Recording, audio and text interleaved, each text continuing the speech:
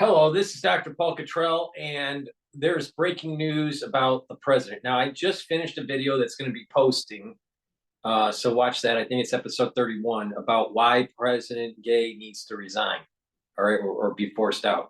Well, the governing body decided to keep her, which is, if people have been listening to my different videos, I had this debate with Miss Taiwan.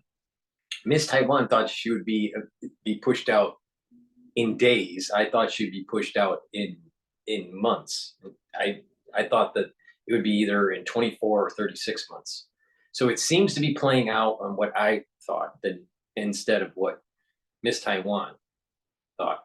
But I do think that she's going to be pushed out because I think there's this pushback by the faculty or by the administration, not the administration, the alumni associations are going to be pushing, for her to resign. It'll take time though, because they're going to start noticing based on budget that the donors and pledges are starting to go down. Now, you got to also remember that they're placating to international interest because international money is flowing to the main campus. Plus, they have these remote campuses all over the place and executive programs for Qatar and Saudi Arabia and China and all this stuff. So there's a web of conflict that's going to be shown over time, but she'll eventually get pushed out. That's my estimation. I think it'll take 24 to 36 months, probably 36 months. Now, so let's play the news, but please watch episode 31 because it shows in detail why she should be held accountable for being a poor president. She's not fit for leadership. All right, so this just broke 22 minutes ago. A brand new statement from Harvard Corporation revealing the university will not fire its embattled president, Claudine Gay.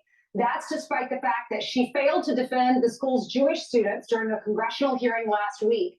Alexandria Hawk joins us now with the latest. Alexandria? Hi, Ainsley. Yeah, and like McGill, who is the former president of the University of Pennsylvania, Gay did offer an apology for her testimony, saying that she felt regret over it, but not enough regret, apparently, to resign. And the university will not be forcing her out either, because just moments ago, we received this statement from Harvard's highest governing body. It says, as members of the Harvard Corporation, today we reaffirm our support for President Gay's continued leadership of Harvard University. Our extensive deliberations affirm our confidence that President Gay is the right leader to help our community heal and to address the very serious societal issues that we are facing. Now, billionaire hedge fund manager and Harvard mega donor Bill Ackman, he added on X that Gay's handling of anti-Semitism on campus has cost the university more than $1 billion. Apparently, that did not rattle the board, nor hundreds of Harvard faculty members would sign a letter urging officials to keep her in place. Apparently, they heard those calls of these faculty members who wrote this, quote, "We, the undersigned faculty, urge you in the strongest possible terms to defend the independence of the university and to resist political pressures that are at odds with Harvard's commitment to academic freedom, including calls for the removal of President Claudine Gay. The critical work of defending the culture of free inquiry in our diverse community cannot proceed if we let its shape be dictated by outside forces." Now, Fox News contributor Tommy Lawrence, she weighed in on just that. Listen. When conservatives come to speak on campus, just our very presence is considered hate speech, and these administrations speak out against it vehemently. Every time I come to a campus, that's what happens. Riley Gaines, same thing. So beyond just the anti-Semitism here and how horrifying and appalling and disgusting it is, it's also the lack of consistency here that I think is frustrating for a lot of folks. And every year, Paulson, the Foundation for Individual Rights and Expression, they release this list that ranks free speech on campuses. In the latest, Harvard scored dead last. Ainsley. Alexandra, thank you so much. Sure. Harvard's refusal to fire President Gay stirring outrage as anti-Semitic incidents are still surging on campuses across our country. And that's not the only outrage coming out of the Ivy League. A new report revealing nearly 80% of grades given to Yale undergrads last year were A's. Fox News contributor Leo Terrell used to be a history and social studies teacher. He's also an attorney. He used to be a Democrat, turned Republican now, and he joins us now. Good morning, my friend. Good morning, my friend. Good Thanks morning. for having me. You're welcome. So first, I want to get your response or your reaction to the latest news, and that is that Claudine Gay is staying at Harvard. I'm outraged. I'll tell you right now, the Jewish students are in harm's way. I want to be as clear as I can. Claudia Gay kept her job, in my opinion, because of her skin color. Yep. That's her skin Fuck color yeah. protected her. The University of Penn's president resigned. Claudia Gay should have been fired because she did not protect the Jewish students. But Harvard is committed to DEI, and Claudia Gay's race protected her from losing her job at the expense of putting Jewish students in harm's way. It's outrageous. You know, I was at a dinner party last night, and some of the women were talking about this, and some of them are Jewish, and they said, what if this were the KKK on Harvard's campus? How would she feel then? Oh, and everyone knows that if it was a protective class group, if it was black students who were being targeted, this would never happen. This would be over immediately. You would have the National Guard. You would have every black student protected 24/7. The Jewish community, the Jewish students are in danger. They Not be only would there be protection for the black students, you would have the BLM burning down all the towns. You don't see Jews burning down the towns because there are a lot of blacks that are just like Esau. They're animals. They're animals.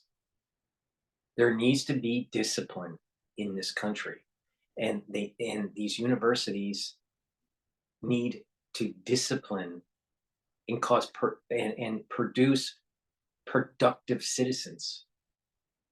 It's not just open dialogue. Productive citizens that know how to pull up their pants, that stop listening to rap.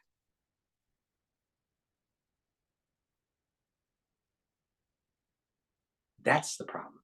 And you're not going to get it out of President Gay. She is a DEI fail forward candidate.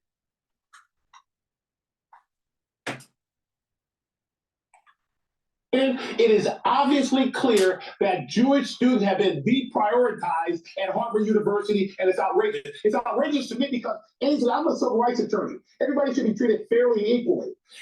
Claudia Gay is being given preferential treatment for her because of her skin color. The Jewish students are being devalued because of their religious beliefs.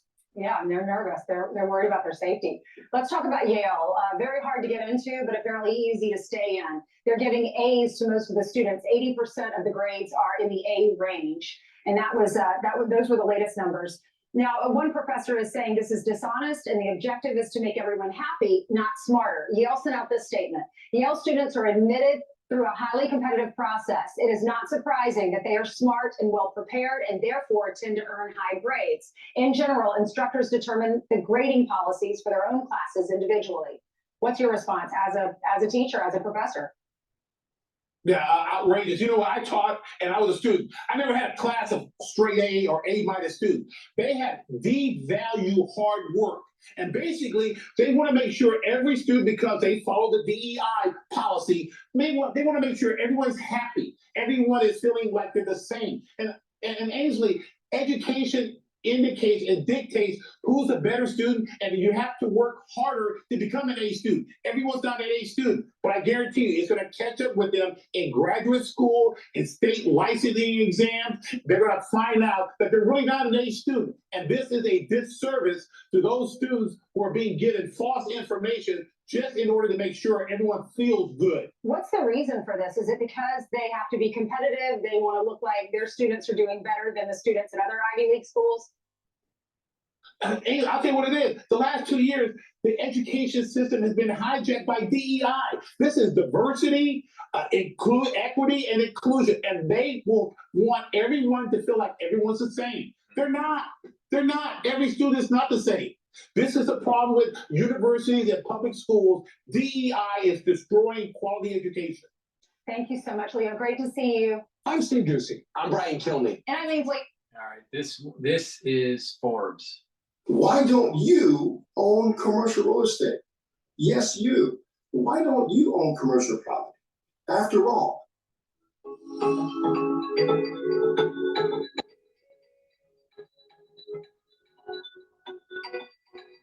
I hate these kinds of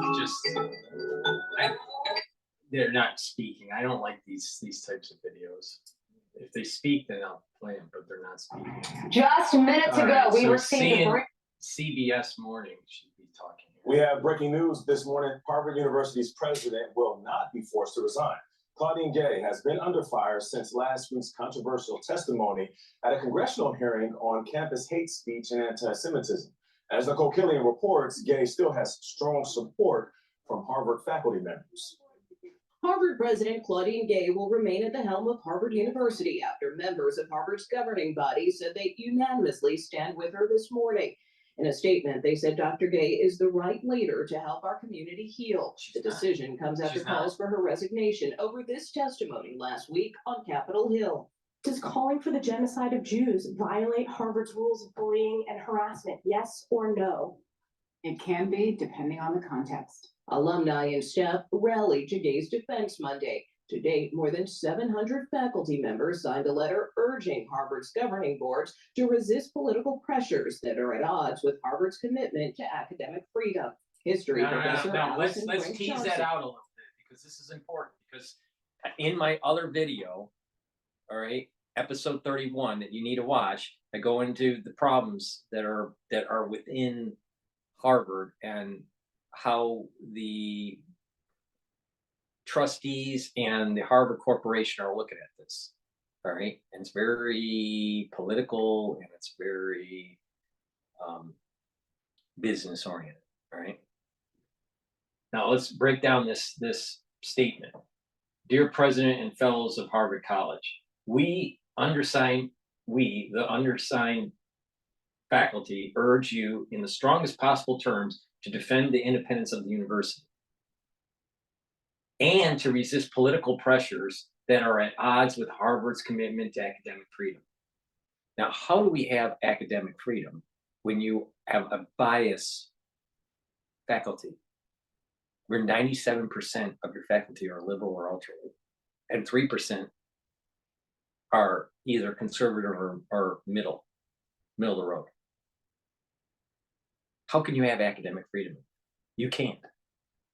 And not only that, you are creating agendas that go out into the wider world that are promoting this oppressed and the oppressor mentality.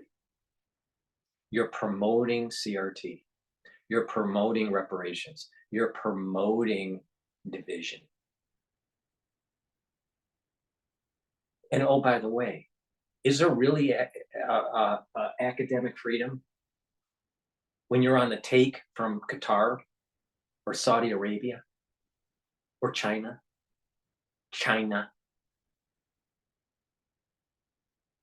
No, I don't think so. Do you really have economic freedom when you're in bed with CIA? No, I don't think so. Did you really have economic freedom when you were actually the planners for the Vietnam War? No, I don't think so.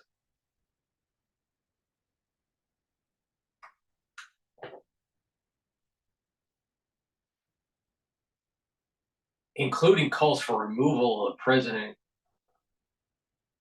Gay, the critical work of defending a culture of free inquiry in our diverse community cannot proceed if we let its shape be dictated by outside forces. This is a battle between liberalism and conservatism. It's clear, it's very clear.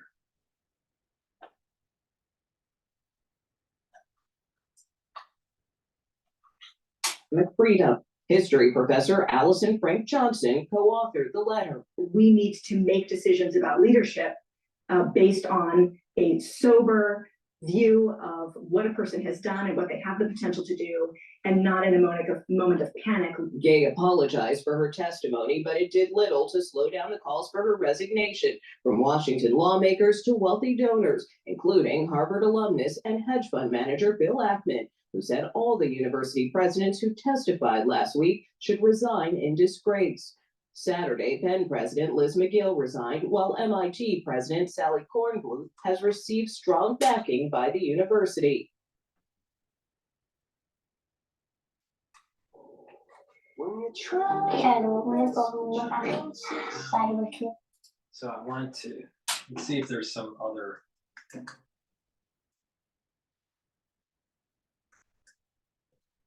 Let's see if there's anything else that has popped up today.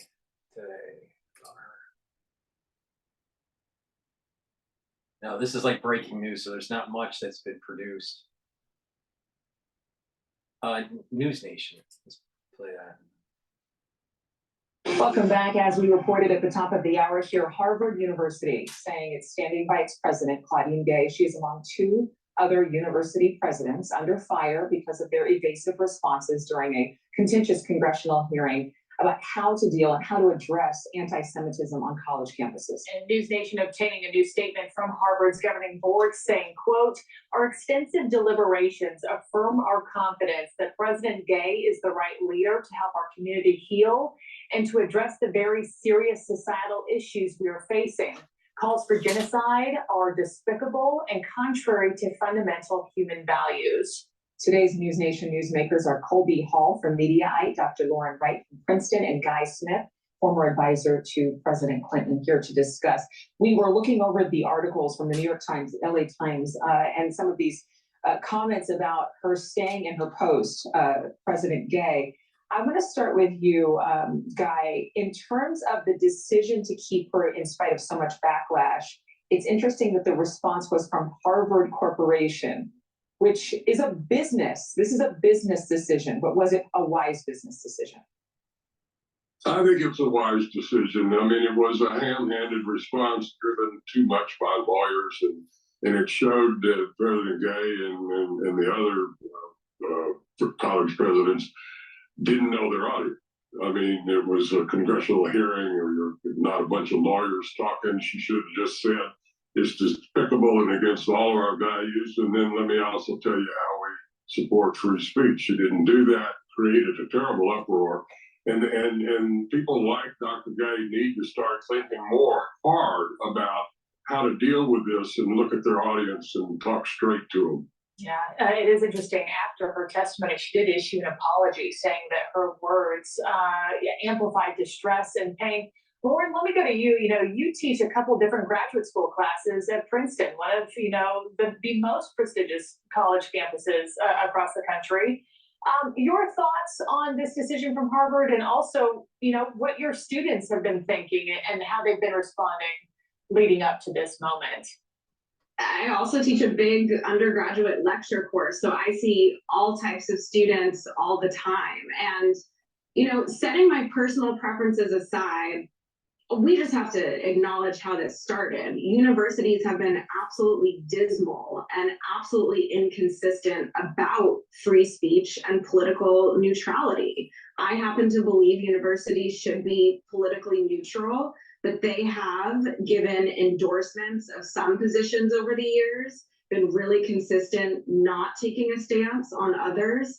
And so it's no surprise, after the path it's taken to get here, that when in a very serious environment with very clear yes or no questions, not, the academia wordiness that sometimes flies on campuses, these professors and university administrators could not meet the task. And so I don't think that the call and exodus from donors is going anywhere. I don't think calls for President Gay to resign in the future are going anywhere. So this just sort of kicks the can down the road, and I don't expect much change. I think, Colby, a lot of people would never have predicted that in 2023 there would be calls to dismantle DEI. I mean, that would be the most politically incorrect thing for anyone to say or report on, but we've seen it from journalists, we've seen it from educators, and we've seen it from some of those big money donors that Lauren's speaking about. Do you believe that Harvard, in the absence of causing, a resignation to happen, is going to address DEI and speak to the change in culture on campuses? Well, that's the question. Clearly, the pendulum has swung, started to swing the other way. It's crazy. It's fascinating that a conversation about language on campus that went from safe spaces to hate speech is nuts. My reporting suggests that the board really wanted to force her resignation. He refused to resign, and then they didn't have the stomach to fire her. What really matters now is President Gay's next speech, what she says next, because clearly what she said in that hearing was troubling for a lot of reasons, mostly a PR problem for Harvard. And I think that's what they really care most about. I'll roll that back a little bit, but I want to state something that's really important here. I stated in episode 31 on how I felt that President Gay, before this news came out, how she's self-centered and it's about her and not about really the university. And he's basically proving my point. And if this is true, I don't know if that's true or not, but if it is true that she is refusing to resign and the corporation isn't willing to fire her, then this is another data point that's proving my point that she's not going to be able to perform by year-end donations. She'll use that as an excuse because of what's been happening with this whole Palestinian-Israeli protesting. All right, but donors aren't going to be coming to help the university out in 2024 year end, and so they're going to be behind their budget, and the corporation is going to say you didn't perform. So now it's gone to the point where because of her failed leadership and many donors don't feel confident with her, that they're going to hold back and they're not going to pledge. They're not going to donate. So the corporation is going to force her out, but it's going to take time because she won't prepare. She won't perform this year. That's already a foregone conclusion. She most likely will not perform in 2024. And there's going to be a serious warning that if you don't perform in 2025 and it looks by mid 2025, you're not going to be meeting your targets, you're going to be pushed out and they're going to start looking. So this fits into that 36-month thing that I've been saying since Friday. So the way this is playing out looks to me a 36-month horizon for her to be pushed out, but she probably will resign. They'll just not fire her. They'll put so much pressure on her, but it's all about failing forward. And she thinks that this support by the faculty and the student body, who are ultra liberal, they are the problem, supports her. Of course, the people that are the problem are going to support her.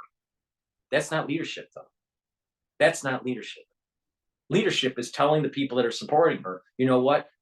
The policies have gone too far and we need to self-correct and get to a middle ground. That's a leader. She's not that, though. She's promoting an agenda that is DEI and this Black Lives Matter stuff, and she's promoting this oppressed mentality. She's promoting CRT. She's promoting division, and she's promoting anti-God, anti-family, anti-country. She is a failed leader. All right, let me roll it back so you, with that context, rehear what he has to say. And the swung started to swing the other way. It's crazy. It's fascinating that a conversation about language on campus that went from safe spaces to hate speech is nuts. My reporting suggests that the board really wanted to force her resignation. She refused to resign, and then they didn't have the stomach to fire her. What really matters now is President Gay's next speech, what she says next, because clearly what she said in that hearing was troubling for a lot of reasons, mostly a PR problem for Harvard. And I think that's what they really care most about. So the way that she addresses DIY and the hate speech issue in her next public speech is everything. And to Laura's point, this probably calls for her to step down. Won't end here. We'll just sort of re-up the controversy. Thank you for watching. Go to newsnationnow.com to find News Nation on your television provider. Let's see if there's another one that's tied to this.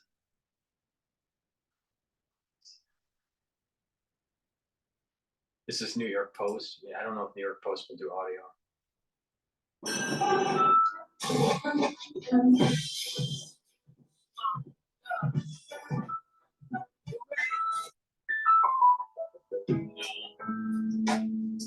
Oh,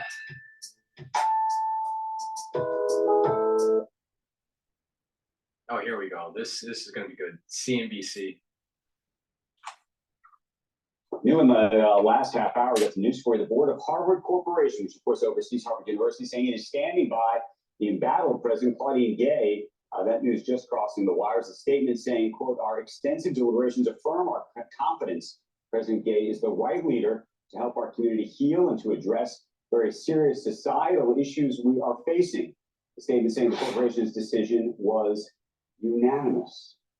Okay, I was looking in a little deeper into this because the statement that they put out also says they looked into her academic writings. There were questions that were About raised, plagiarism and the like. right, by Bill Ackman and others, and I thought at the time, wow, I hope they know something about this because those are some pretty harsh accusations to make. They say that with regard to her academic writings, the university became aware in late October of those allegations regarding 3 articles. At President Gay's request, they initiated an independent review. On December 9th, the fellows reviewed the results, which they say revealed a few instances of inadequate citations. They say that there was no violation of Harvard's standards for research misconduct, but President Gay proactively requesting 4 corrections in 2 articles to insert citations and quotation marks that were omitted. I don't know, when you omit quotation marks, isn't that plagiarism?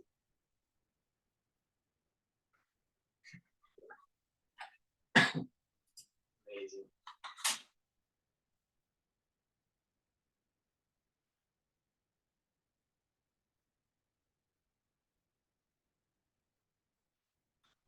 All right, now.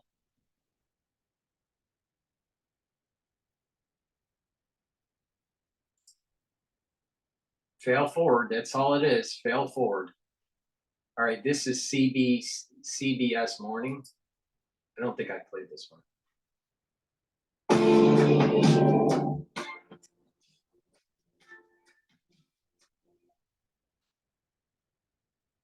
We have breaking news this morning. Harvard University's president will not be forced to resign. Claudine Gay has been under fire since last week's controversial testimony at a congressional hearing on campus hate speech and anti-Semitism. As Nicole Killian reports, Gay still has strong support from Harvard faculty members. Harvard President Claudine Gay will remain at the helm of Harvard University after members of Harvard's governing body said they unanimously stand with her this morning. In a statement, they said Dr. Gay is the right leader to help our community heal. The decision comes after calls for her resignation over this testimony last week on Capitol Hill. Does calling for the genocide of Jews violate Harvard's rules of bullying and harassment? Yes or no? It can be, depending on the context. Alumni and staff rallied to Gay's defense Monday. To date, more than 700 faculty members signed a letter urging Harvard's governing boards to resist political pressures that are at odds with Harvard's commitment to academic freedom. History professor Allison Frank Johnson co-authored the letter. We need to make decisions about leadership based on a sober view of what a person has done and what they have the potential to do. I already played that video.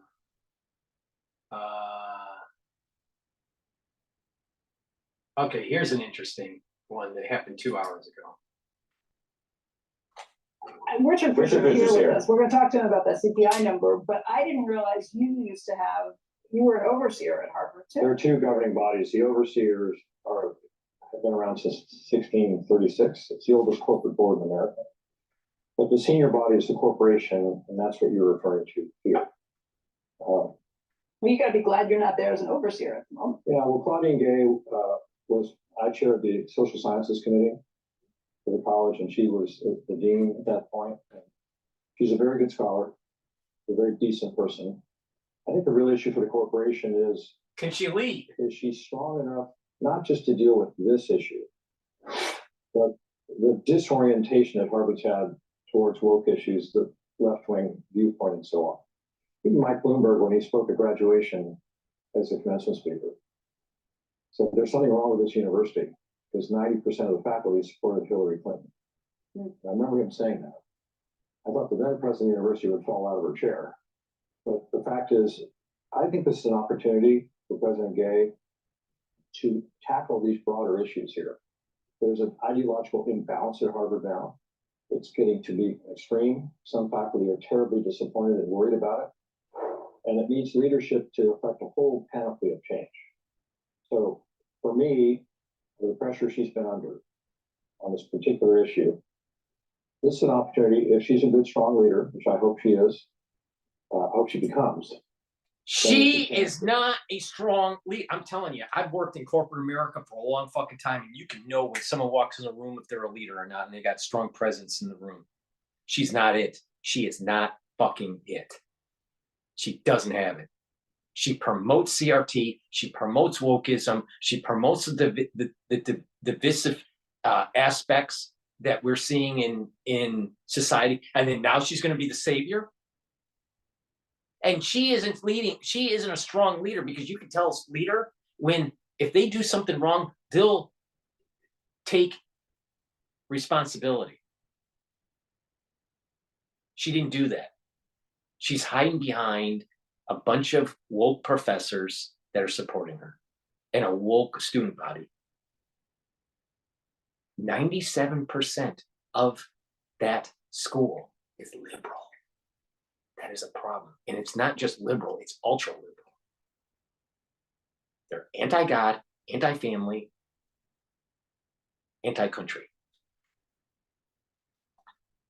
And you don't hear a Fed president, former Dallas Fed president, I hope she's a leader. How much work experience do you have, dude? How could you not know that she is a failed leader? Just by watching her, by seeing how she conducted herself at Congress and hiding by a bunch of lawyers. That's not leadership, dude.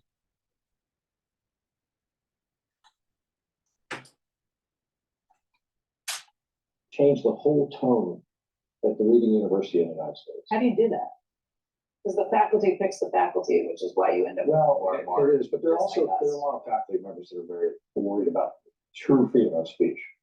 So, but it takes leadership. You're a president of the university. You have a great provost at Harvard as well, who leads the faculty. I think there's an opportunity for change here. And if they don't change, it's amazing, Becky, how many prominent people confront me and say, "You're from Dallas. How do I get my daughter or son into SMU or TCU or someplace else other than the East Coast schools, other than the Ivies?" That's not a good thing. And we're seeing it at Stanford as well, by the way. We've had a lot of turmoil at Stanford, where I went to business school. So wherever I went, since I left, just turn left. So what would you do? What would I do? Would you kept her in this position? There's a Oh view no, you fire her ass. among some on that board and others that they are almost pushing back at what they think of as the donor class pressuring them, the political class pressuring them, and that they don't want to be seen as almost buckling under this pressure. There is an element of that. Well, I'm in sure discussions that I've had, even over the last I'm sure you know as many people as I do there. I mean, I'm sure that's been part of the deal. Plus, she's a new president. She was just installed. Right? And I think the fact that She was a dean that promoted the ultra liberal faculty. She was a person that has been in the system at Harvard for a while. She knew exactly what was going on. If not, how dumb could you be? And if you're that dumb, you shouldn't be president. Character is really important when it comes to leadership. She doesn't have it. She doesn't have it.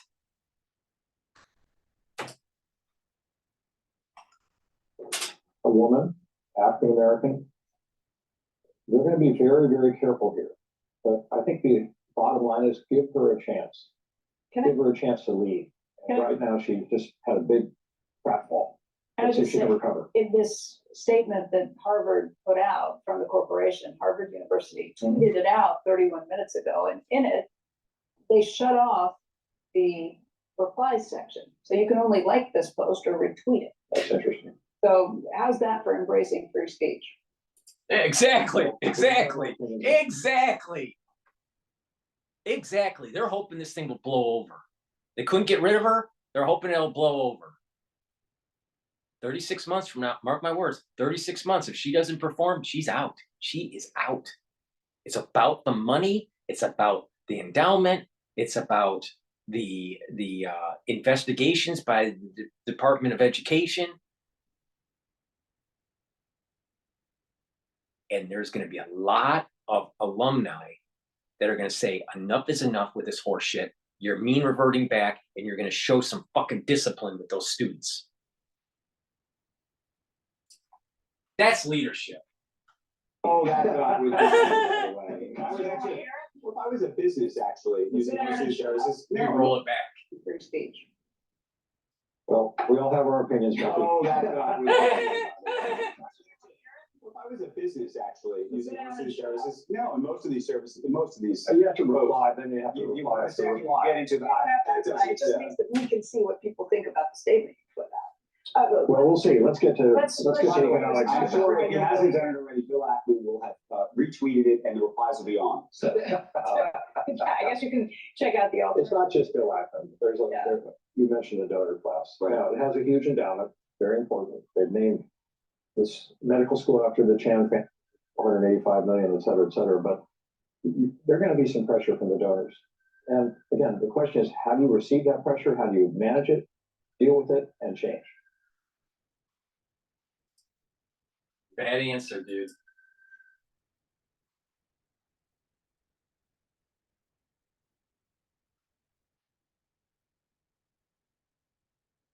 MSNBC. Oh, Morning Joe. Yeah, with Mika. Maybe he'll be banging her in the background. Today is the 23rd of November 2023, and Gaza is still under the fire and under the war. Harvard President Claudine Gay is getting a show of major support from the university, its faculty, and alumni following backlash after her testimony last week over rising anti-Semitism on campus. Just this morning, Harvard's governing board announced that Gay would stay on as president and not be removed from her post. Members of the board, known as the Harvard Corporation, met yesterday and deliberated through the night on President Gay's future. More than a third of Harvard faculty members, about 700 people, signed a petition urging administrators to resist calls to remove Gay from office. Yesterday, the Harvard Alumni Association also came out in support of Claudine Gay. Telling you, it's gonna get really messy. It's gonna get messy.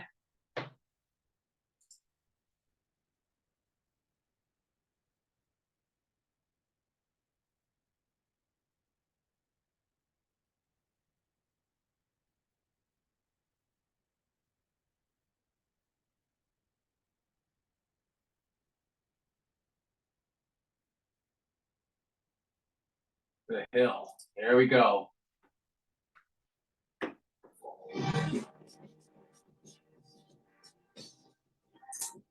Harvard President Claudine Gay seems safer now as efforts to get her fired haven't worked yet. Following a contentious hearing over anti-Semitism, she was accused by conservative commentator Chris Rufo of plagiarizing sections of her Ph.D. dissertation. Washington Free Beacon reporter Aaron Sibarium claimed he found even more evidence, posting a thread on X yesterday saying Rufo's example is just the tip of the iceberg. In 4 articles published between 1993 and 2017, including her dissertation, Gay paraphrased or quoted almost 20 authors without proper attribution, in some cases lifting entire paragraphs verbatim. Rufo continued to criticize Gay. Failing forward is a DEI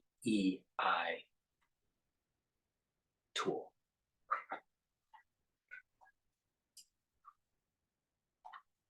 The alleged plagiarism, tweeting her statement and adding, Harvard President Claudine Gay responds to the plagiarism scandal by telling the Boston Globe that she, quote, stands by the integrity of scholarship. Note that she did not specifically deny the allegation of plagiarism, nor explain repeated violations of Harvard's own written academic integrity policies. Bottom line, Gay's work clearly violates Harvard's own standards. This scandal is not going away. Nevertheless, Harvard appears to be standing by Gay as the Harvard Alumni Association Executive Committee expressed its unanimous support for Harvard President Claudine Gay and asked the university's governing board to publicly back Gay in a letter sent on Monday. So this is continuing. We discussed this yesterday. So there seems to be, there's not acknowledgement by her that she did anything wrong, but the Harvard Crimson, I see now, has reviewed the passages and say that some do appear to violate Harvard's current policies around plagiarism and academic integrity. That's the student newspaper, obviously. Sabarium says he spoke with several experts and who agreed that she should have done more work here. Look, there is a difference. We talked about this yesterday. There's a difference between like plagiarism and what might be considered like lazy plagiarism, where you just don't do enough job, a good enough job, you know, rewording the phrases that you're citing. This is clearly more of that case than the former. Still, I think it says something about the state of academic institutions that you can rise to the very top to be president of Harvard while committing these very basic errors that violate Harvard's stated policies. And you said because she's a woman, she's a black, and because she's a liberal, and that's why she's in that fucking position. That's the reason. It's not about merit. It's about her color, her sex, and her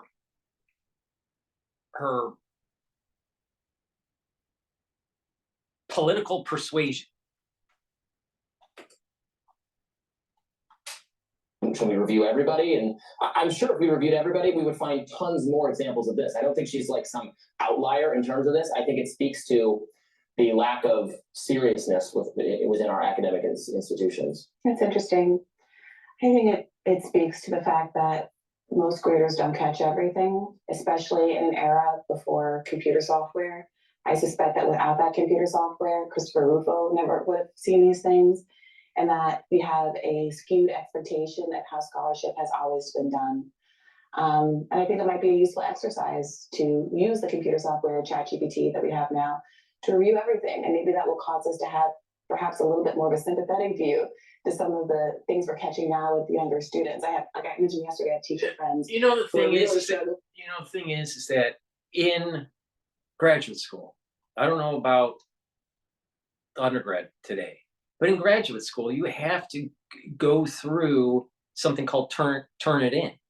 Turnitin is a software that scans it to make sure that you didn't make mistakes, right? All right, and that way, and you have to show the report of Turnitin. So, you know, today that's a lot harder to do. They didn't have that technology when she ended up getting her PhD. So, so today there are technology. You don't even need ChatGPT, but there are softwares out there that you have to show the report, and it's one of the softwares was called Turnitin. So this is happening right now in grad school. Right, so they solved this problem, but years ago, people could inadvertently make a mistake. So that's why I thought that this plagiarism thing with her, wasn't as big of an issue. It's the leadership, and it's the woke mentality that's the issue, and that's why she needs to step down. This plagiarism thing is a sideshow. Focus on the real thing, and that is CRT, BLM, wokeism, destruction of the family unit, destruction of God and country. That's what she represents. What to do right now with grading, which has become so much harder because software is being used, AI is being used to write stuff, but also when you use AI to check stuff, you're finding a lot more hits than you used to. And what are you going to do? Fail the whole class, or do different standards need to be promulgated, or do you have to do all in-class essays? So this is a bigger conversation that I think should be had about how we do academia now that we have different kind of tools at our disposal and what we are actually trying to get out of college and what people should be learning.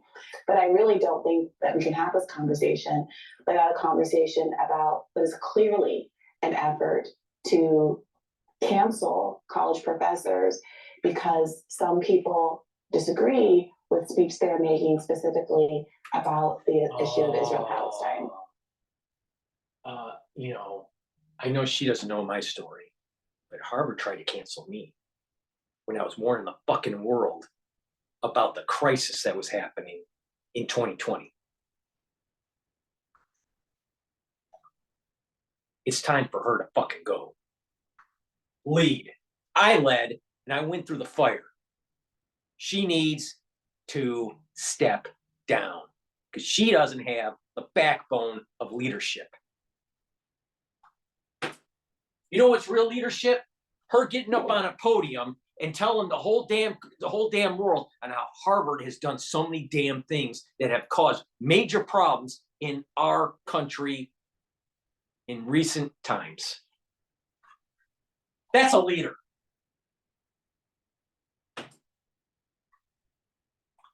Wait a minute. I mean, we're really not talking in this conversation even about the content. I mean, what she's being flagged for has nothing to do with Israel Palestine and the speech in question. Indeed.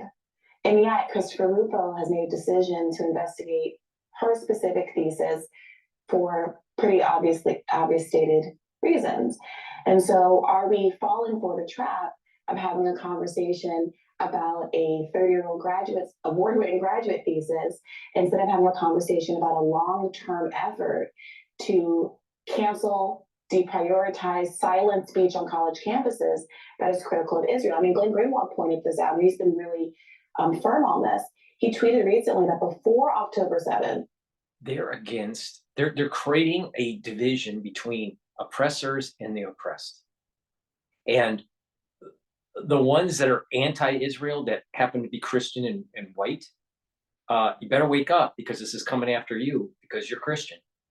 Trust me, because you're going to be considered the oppressor. That's the issue, honey. That's the issue. And you can't use some Westphalian international political rhetoric and trying to solve the problem in the Middle East without going to the source. And that source, the root cause of this, is the battle between Jacob and Esau. That's the problem. It's not about contemporary history. It's about the Temple Mount. It's about religion. It's the battle of the wills. Well, let it begin. Penn's billionaire donors were enraged with Liz McGill, the Penn dean who was forced to step down actually, were enraged with Liz McGill, hired in 2022, because she refused to cancel an event for Palestinian writers, citing free speech. Some on the right are cheering censorship, but they're battling wokeness, thinking they're battling wokeness, when in fact they aren't. And he goes on to document a lot of other examples that preceded October 7th, but there has been a long-standing effort to cancel Palestinian voices on college campuses, to try to bully professors and deans out of allowing Palestinian voices to have the same presence on university campuses as pro-Israel Zionist voices do, and that this is part and parcel rather of that effort. This is not what they've gotten her on. What they've got, you described the thesis as award-winning. I mean, that is it's an award-winning document that contains violations of Harvard's own policy on plagiarism. So that that's a serious. It's not. I'm sorry, she's not being canceled. She's being no more than someone a Harvard student who copies their friend's test and gets disciplined and suspended is being canceled. It's not about the content of the speech. It's about following the rules that are exist in academic institutions of integrity and making sure the person in charge of making those rules is also capable of following them. How is it the case that she's been celebrated and awarded through her career, and at the same time making very basic errors that we're just supposed to excuse because she has the correct view on Palestine? I don't think that you should excuse them, but I think that if you're going to do it, do a comprehensive review of all the professors. Let me ask you this, Robbie. When, what was it, Representative Plaskett threatened Matt Taibbi with an investigation by the IRS as he was testifying before Congress about the Twitter files, did that strike you as, look, Did you say, well, if Matt Taibbi didn't do anything wrong with his taxes, then that's not really a threat? Stefanik on Harvard's board backing President Claudine Gay. This is a moral failure. Here we go.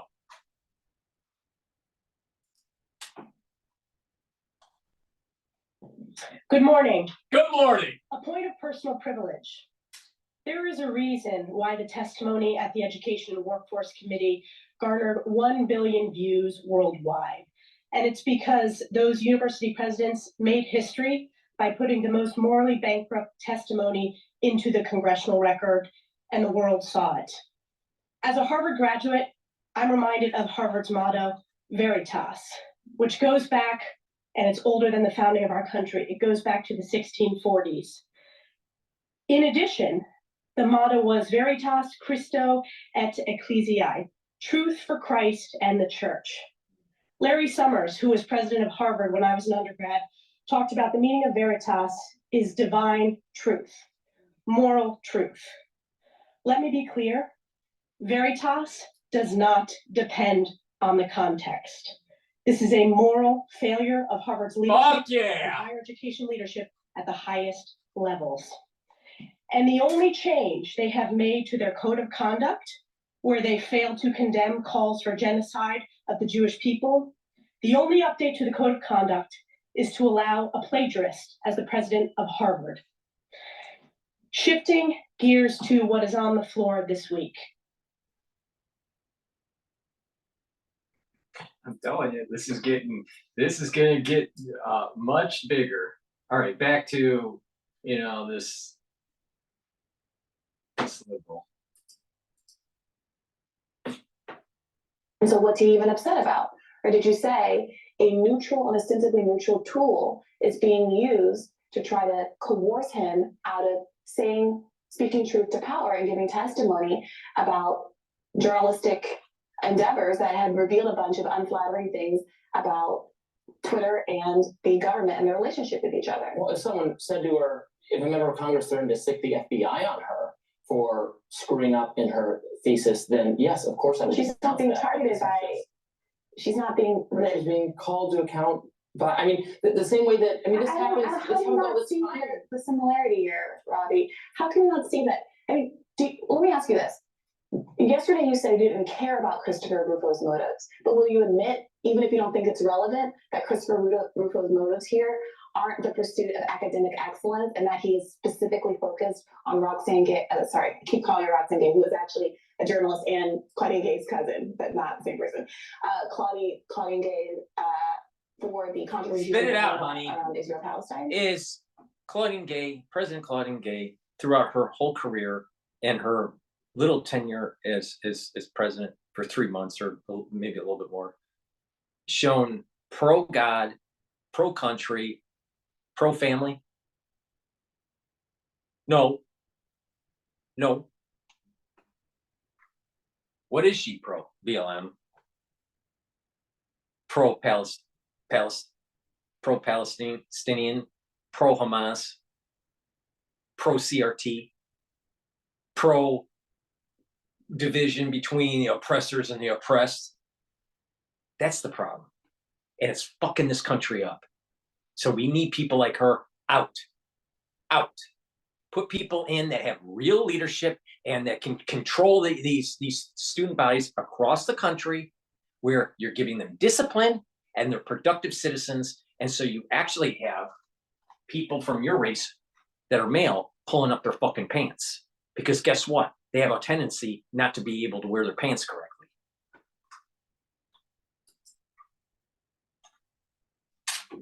I mean, he's a conservative political activist and writer. So I know what he's trying to, he's very open. He speaks openly about targeting the institutions of the left, educational institutions. Mm-hmm. That's something that that's his political project. And I've clashed with him or criticized him in the past when I think he's wrong, but this doesn't appear to be one of those cases. He's identified correct examples of plagiarism in the same way that, like, And this happens to conservatives all the time. This happened like that CNN, the K-File guy who goes and has dug up Republican and conservative commentators, their books, their dissertations, and found examples of plagiarism in them. I don't remember any tears being shed for that project. I'm just not familiar. I'm not trying to be difficult. Common occurrence to go back and look at conservative people who get the slightest bit of attention to look at their book or their work and find exactly these kinds of things.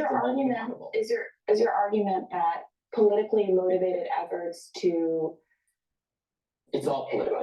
Yeah. So we just have to evaluate the substantive. Right. And substantively, the argument Glenn Greenwald is making is that if you have framed yourself as a free speech advocate and been complaining for years about the lack of free speech on college campuses, and to turn around and use safetyism and get students from an elite institution to make unsupported, still we're a week out from the conservative hearing, the House Republicans hearing, which they had a number. I want to go to Fox News here. It's going to be a quick play they just released.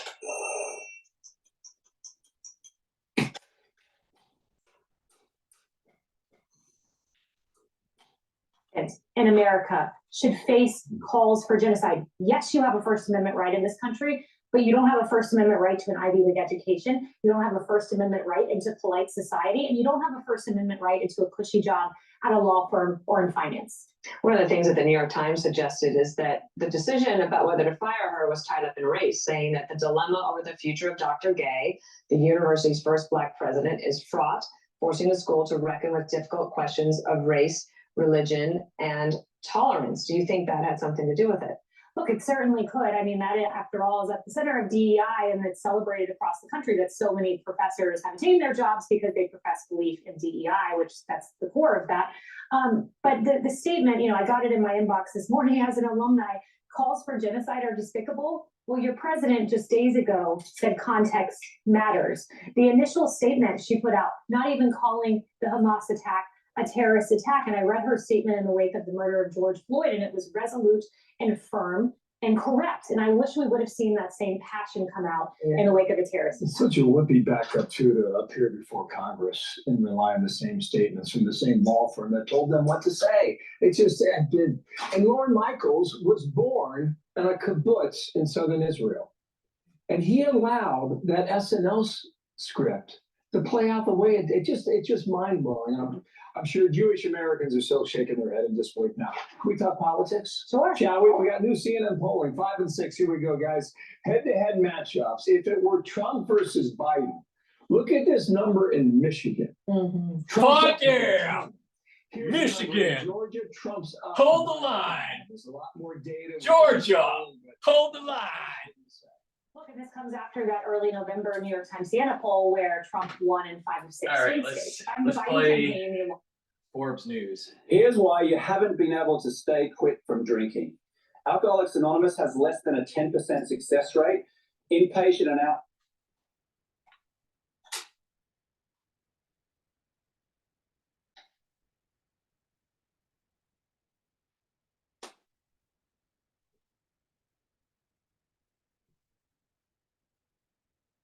Good morning. A point of personal privilege. There is a reason why the testimony at the Education and Workforce Committee garnered 1 billion views worldwide. And it's because those university presidents made history by putting the most morally bankrupt testimony into the congressional record, and the world saw it. As a Harvard graduate, I'm reminded of Harvard's motto, Veritas, which goes back, and it's older than the founding of our country. It goes back to the 1640s.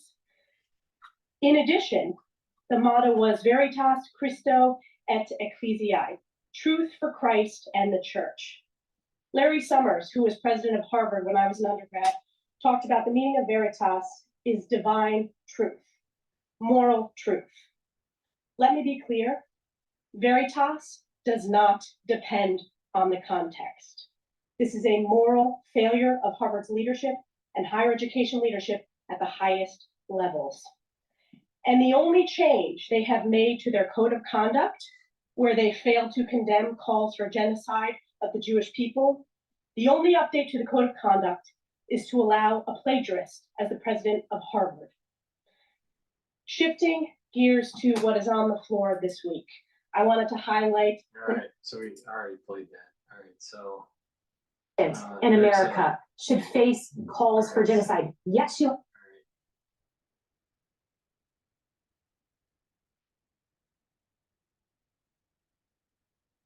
Washington Examiner.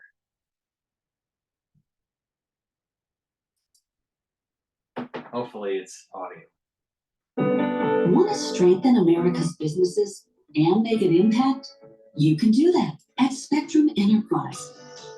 Can you But not our say here that it is values against the also- code of conduct at Harvard? We embrace a commitment to free expression, even of views that are objectionable, offensive, hateful.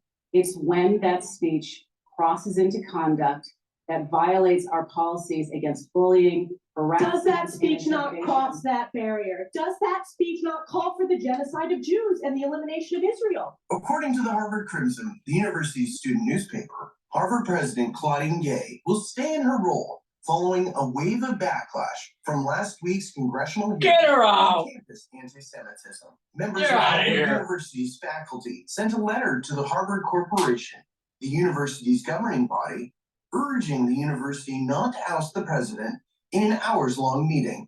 The Harvard Corporation said in a statement, quote, "Our extensive deliberations affirm our confidence that President Gay is the right leader to help our community heal and to address the very serious societal issues we are facing." More than 700 Harvard faculty members signed a petition backing Gay, showing their support for the embattled president in a letter to the Harvard Corporation. The Harvard Alumni Association Executive Committee said it unanimously and unequivocally supports Gay keeping her job. Yeah, because she's a fucking liberal. It's gonna hurt the university long term. Watch.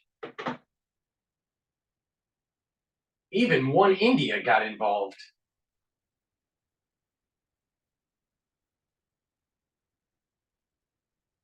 All right, let's see here.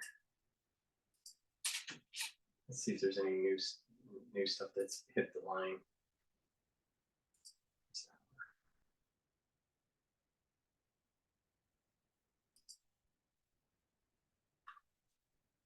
Sylvania's lighting experts know that over time, things wear down. Tires, brakes, and headlight bulbs too. And if you wait until burnout, you can lose up to... Just want to get your thoughts on this. So obviously there was that education hearing last week. You had Congresswoman Stefanik calling for the resignation of the university president. Harvard came out with a statement this morning saying that they will back their president. Stefanik has still come out saying that that is not an acceptable move. But there are Democrats who have been saying that Republicans on this front have been hypocritical when it comes to calling for the end of anti-Semitism, but they do not condemn the actions of white nationalists throughout the country. So what are your thoughts on that? And how do you think that this needs to play out now as Republicans continue this call? Yeah, I mean, this Republican call is, I think my first observation is discussions around Israel. Audio for Forbes is not so getting great. important, they're so impactful. They need to be also apolitical. We need to keep the politics out of this. This has been an issue of bipartisan discussion and concern in the past. My concern today is that House Republicans are doing everything they can to try to push forward these issues and make them partisan when there is clearly bipartisan support. There is bipartisan support to continue to stand with our colleagues, our friends in Israel, as well as to ensure that we defeat Hamas, return hostages back, provide aid to the Palestinian people. Those are the topics that unite us. Those are the issues that unite us. The distraction around questions and college presidents, that's Republicans just trying to further divide us. And I think that's unfortunate because this is a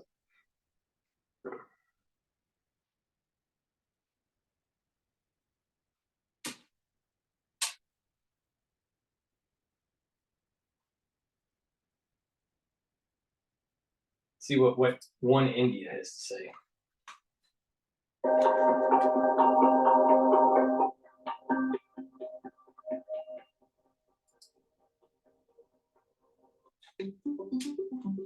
The Harvard Corporation, the highest governing body at the university, has backed the university's president, Claudine Gay, to remain in post after calls for her removal following controversial testimony over anti-Semitism on campus. This comes a day after a meeting to weigh the public backlash following remarks Gay made at last week's congressional hearing on anti-Semitism. Our extensive deliberations affirm our confidence that President Gay is the right leader to help our community heal and to address the very serious societal issues we are facing, the 11-member board wrote. Liz McGill, the president of the University of Pennsylvania, resigned following the backlash, though she had been facing criticism before the hearing. Gay issued an apology for a response during the congressional testimony in an interview with the Harvard Crimson. More than 700 faculty members signed a petition backing Gay in response to the calls for her removal. The Harvard Alumni Association's executive committee also announced its support for her. In this tumultuous and difficult time, we unanimously stand in support of President Gay. At Harvard, we champion open discourse and academic freedom, and we are united in our strong belief that calls for violence against our students and disruptions of the classroom experience will not be tolerated. Harvard's mission is advancing knowledge, research, and discovery that will help address deep societal issues and promote constructive discourse, and we are confident that President Gay will lead Harvard forward toward accomplishing this vital work. The Harvard Corporation statement there. US university leaders have taken heat from both Jewish communities, which have said they are tolerating anti-Semitism, and pro-Palestinian groups, which have accused schools of being neutral or antagonistic towards their cause. Just wait. When things start to heat up again, and it really creates some fierce anger in the student body. Remember, these are final weeks, all right? So the students aren't going to be spending too much time, protesting. So, and then they're going to leave campus, and then they'll come back in January 12th, January 10th.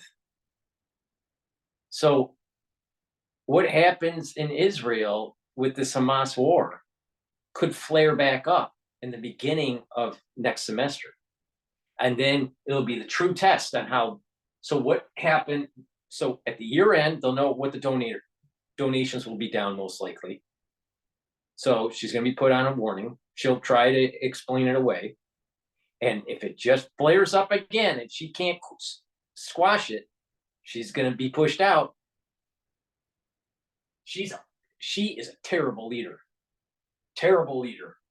Fail forward, DEI.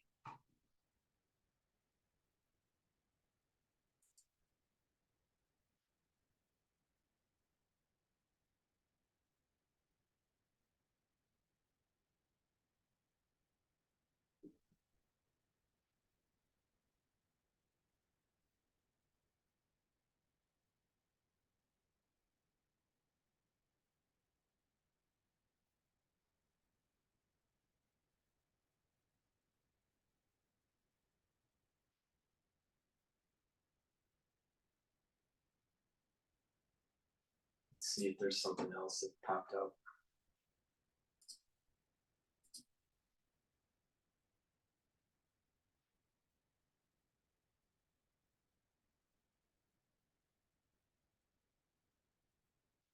No, all right. So we'll go back to the liberal bitch.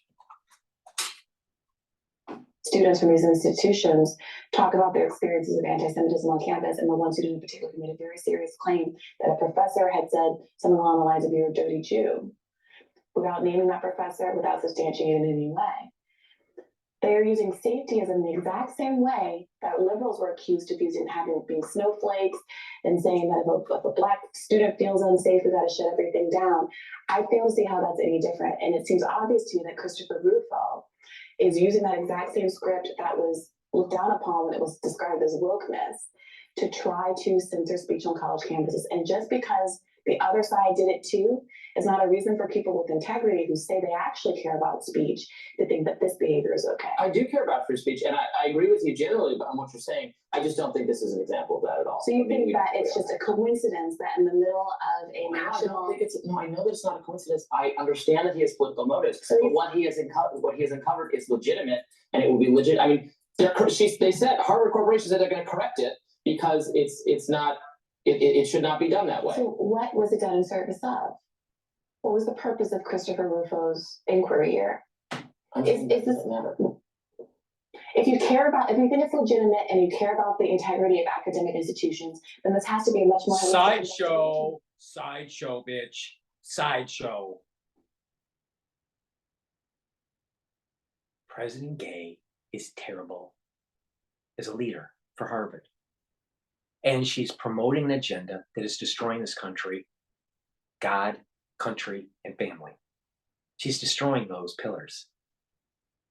She needs to go. She needs to go. And the student body needs discipline. It's time to give them discipline. No more protesting in open spaces.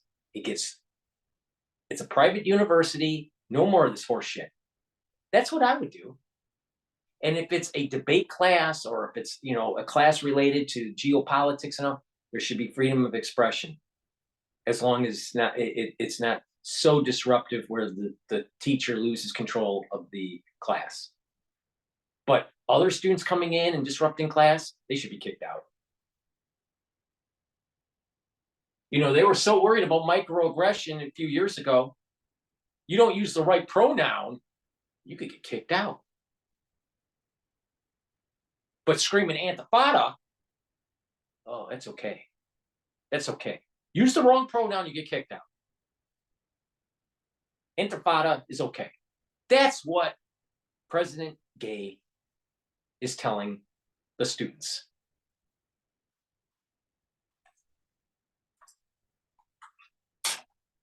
Integrity of the academic institutions, you can't just say, well, in this case, I don't like Christopher Rufo, so this is legitimate. Or, well, he's working to some goal I can support, is that so what we I'm can saying? ignore. Is that what I'm saying? I think I've said today several times and yesterday several times that absolutely do a holistic investigation of all of the theses of professors and perhaps even students using the tools at our disposal we have now, like ChatGPT, to do it more easily than he used to be able to do it. Go ahead and do it. If you're just sincerely concerned in academic integrity, that's of course what you would do. Well, if you're not sincerely concerned with academic integrity and it's a witch hunt to cancel speech on campus, you would do what Christopher Rufo's doing. And again, when CNN looks through whoever the conservative or like Fox News person with a new book and says, oh, here are some examples of insufficiently clarified or recontextualized remarks.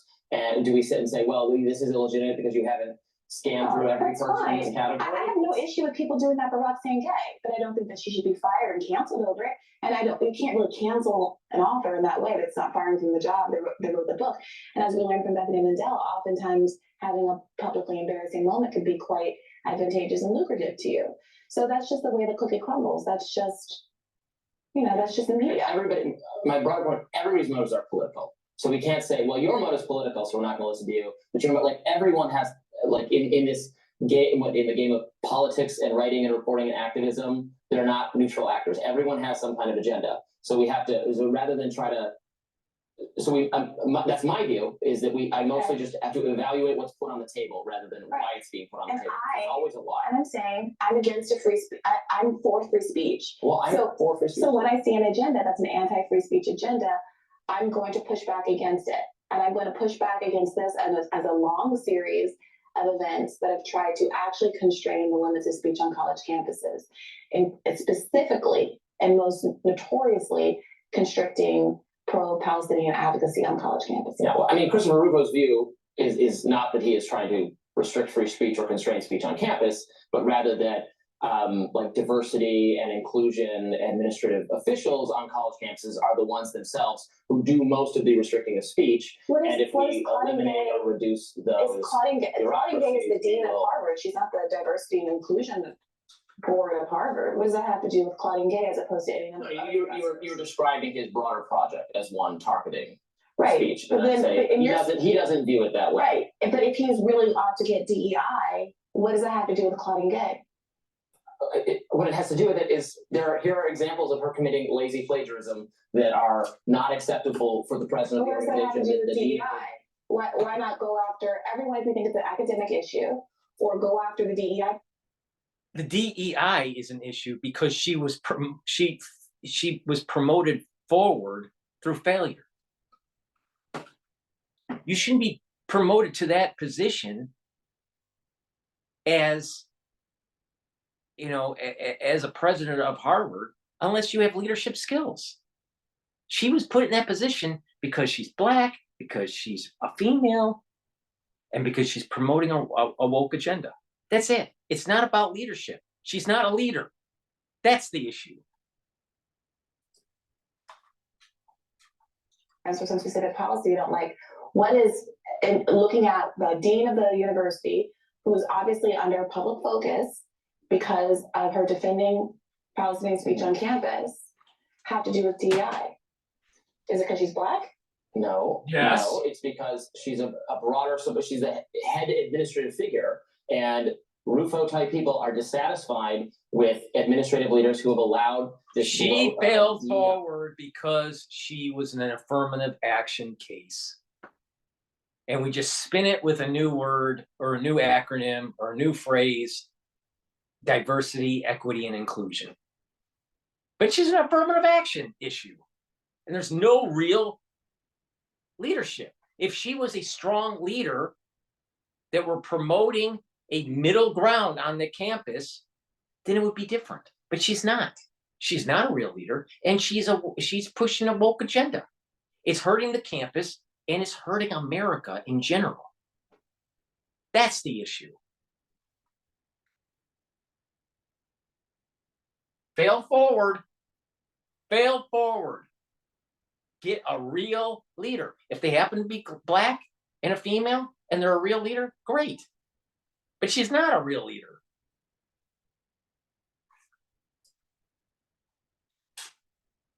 To fester, which has been used to target speech for the safetyism reasons that you were citing. No, it's not because she's Black. It's because her award-winning dissertation contains violations of Harvard's own policy on these things, as according to the Crimson. I don't really care about her plagiarism because I think it's probably very minor. I don't think it was systemic. Please go to my store because I have to go to a commercial because this is PNN and I'm the New Yorker. Please go to my store and get the silver solution or the Max 35 or the Max 14. All right. This you take as you take a teaspoon of this a day, you swish it in your mouth, you gargle with it, you swallow it, 20 seconds, 30 seconds, 60 seconds, something like that. And it'll neutralize the pathogens, right? You do it every day. If you're not feeling well, take a full tablespoon or 2 a day, all right? Until you start to feel better. I take a tablespoon, I take a teaspoon of this a day. All right, if I'm not feeling well, I'll take a tablespoon. If I'm really not feeling well, I'll take 2 tablespoons, all right? And to gargle with it, all right? This will neutralize pathogens. It's part of the anti-aging protocol. Also, you can get on my store, the-studio-reykjavik.com. Link is in the description. Turmeric. This will bring down the inflammation. It's part of the other pillar of my anti-aging protocol. And it will help to boost up your immune system, and it's a very good antioxidant. Ashwagandha, it controls your blood glucose levels. It's the holiday season. You're going to be eating a lot of cookies, and you're going to have a lot of sugar, and you're going to have higher glucose count. Take ashwagandha, control that glucose, and you're going to reduce that inflammation and reduce cardiovascular disease. Vitamin C prevents scurvy, all right? Because that's, a problem out there, all right? Not only that, it will help with your skin. It helps with the cross-linking with collagen. So please take vitamin C. Take extra vitamin C if you're not feeling well, all right?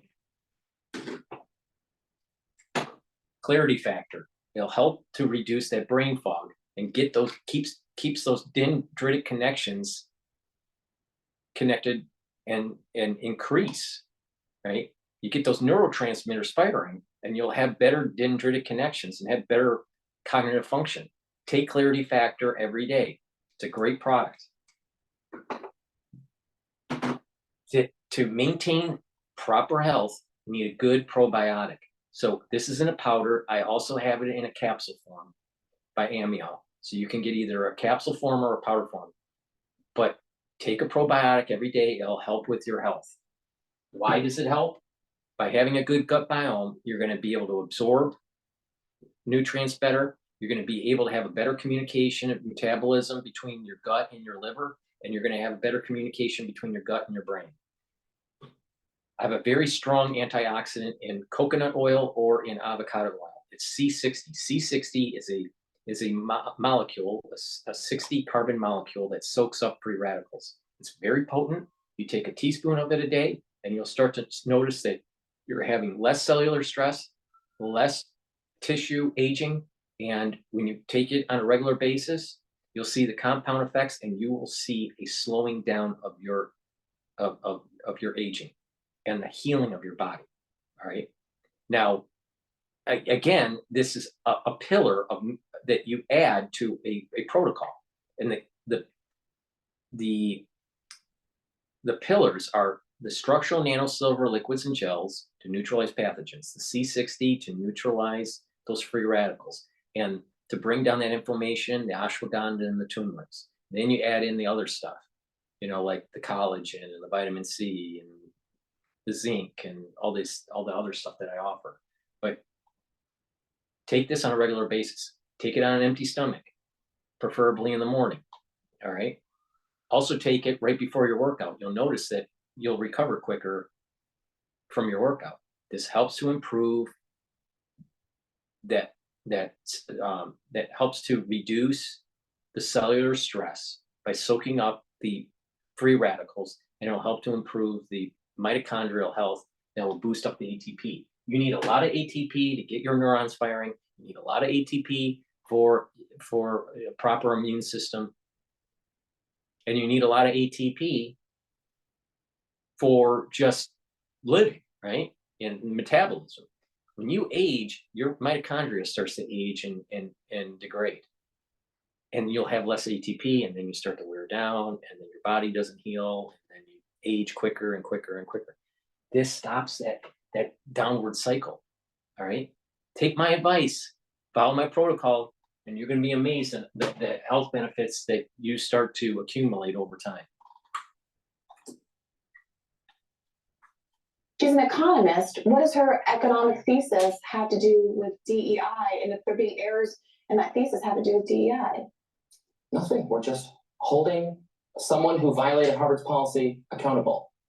All right. I think she is viewed as a supporter of DEI efforts on Harvard and other places. As opposed to any number of other professors. No, not as opposed to other, in addition to. So why not investigate? Why not look? Harvard is a representative case as the most influential and elite institution.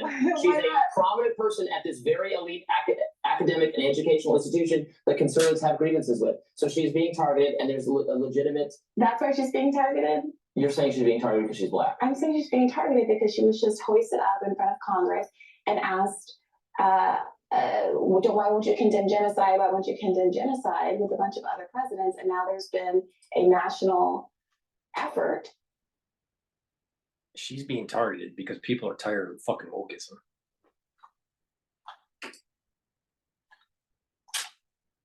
To get them kicked out of their jobs. The other two weren't Black. I know. Yeah. And the one who's, I mean, the white, one of the white women. Exactly. The UPenn and the MIT presidents all need to go. Now, UPenn already resigned. Why? Because a $100 million donation was pulled. All right. The MIT professor, or not professor, the president, hasn't resigned yet, and the faculty and the student body are supporting her. So, and the same thing is happening with Harvard. And remember what I said, Harvard is heavily connected with the government. Same thing with MIT. UPenn isn't as connected. MIT is tied to DARPA. See, this is a lot more complicated.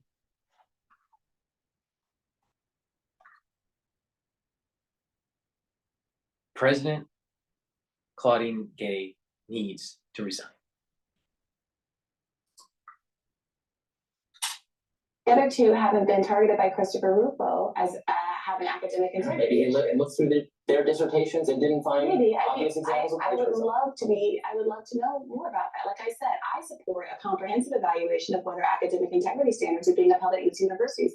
Is Christopher Rufo, or is he using this as a cudgel to advance the kind of speech that he thinks is appropriate on college campuses and cancel and suppress the kind of speech that he does not think is Well, I appropriate? guess we're not disagreeing. What's good for the goose is good for the gander. We can investigate every administrative figures, dissertations, and academic work for inconsistencies and violation of policies and punish them accordingly. Don't threaten me with a good time. That sounds wonderful. Let's get Will be going. right on that starting That's a sideshow. That's the sideshow. It's the woke policy that's destroying America. That's the problem. All right, so let's see if I can filter anything more, anything new that happened.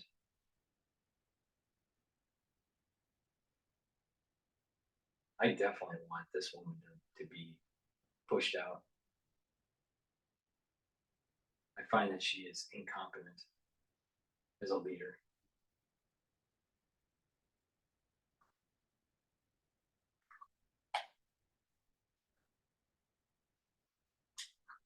Please go to my store, the-studio-reykjavik.com. Link is in the description of this video, and get the structural nano silver soaps that I offer. They're great ideas for a gift. These products that, if you follow how I'm using them, are going to improve your health and slow down that aging process. I live what I preach. All right. So please go to the store, the-studio-reykjavik.com, and please subscribe to all three of my YouTube channels. I am heavily censored. There's things that I can't keep up, so I also put them on backup channels: Rumble, Bitchute, and Brighteon. Please subscribe to all 6 channels. Please ask your social network to subscribe and to follow me. You can follow me on YouTube, Rumble, Bitchute, Brighteon, Patreon, and you can follow me on Twitter and GETTR. So by doing that, I'm reaching a larger audience to be able to inform the public about what's going on in the news, what's going on in finance, and what's going on with the aftershock in this post era from 2020. All right. You need to pay attention to me because I'm probably the smartest guy in the room when it comes to this issue. All right. So please subscribe, pay attention to what I'm saying. I've been releasing about stuff about white lung. You need to really pay attention. And, make sure you subscribe to all the channels. If you can, please help to support my work by purchasing the products or by donating. You can donate on my website through Stripe or PayPal on the homepage. It's the-studio-reykjavik.com. Thank you for paying attention. And, I have strong feelings about this President Gay, being the president of Harvard, and how she failed the alumni and has failed the university and has failed the community in general. And she needs to be removed. Thank you for listening, and please subscribe to all the channels and go to the store, the-studio-reykjavik.com. Bye-bye.